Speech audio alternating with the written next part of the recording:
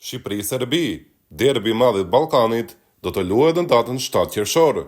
Ka ende pak kohë për të mbritur deri në këtë takim, por një përballje e parë, Shqipëri-Serbi, do të vijë më afër, pas vetëm 5 ditësh.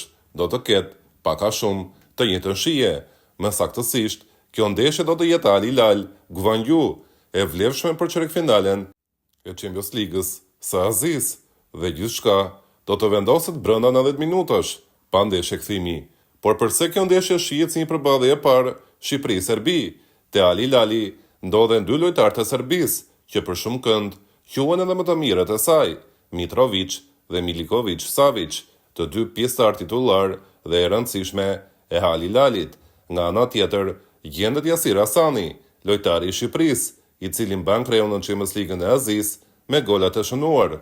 Mitrovic dhe Milinkovic-Savic kanë pasur përplasje të shumta me trajnerin e Serbisë dhe në shumë ndeshje nuk kanë zgjedhur që të vinë në kombëtaren e Serbisë, por duke parë ndeshjet e qershorit, ku do të luajnë kundër Shqipërisë, me shumë gjasa, serbët do të bashkohen dhe këta dy lojtarë do të rikthehen me kombëtaren vetëm për hir të Shqipërisë. Deri atëherë ka ende kohë, por Yasir Hasani mund të marrë fitoren e parë kundër serbëve përpara atij takimi të 7 qershorit.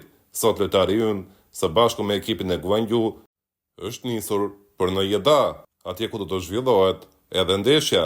Futbollisti shqiptar ka pasur një surprizë bukur nga tifozët korean në aeroportin e Incheonit. Shumë prej tyre kanë shkuar për të përkrahur Hasanin si lojtarin me më shumë gola në këtë kompeticion dhe kanë kërkuar një autograf dhe një foto me të. Ndërkohë surpriza më e bukur ishte një pankartë e bërë në gjuhën shqipe nga disa tifozë korean. Po, e dëgjuat mirë, koreanët kanë mësuar të flasin dhe shkruajnë shqip dhe kjo vetëm në saj të Yasir Hasanit. Ata kanë bërë një pankartë duke ngacmuar pak edhe serbët e Al Hilalit, teksa në të shkruaj Yasir Hasani, le të dihet se shqiponja e zezë e Shqipërisë ka ardhur vetëm për të pushtuar këtë vend.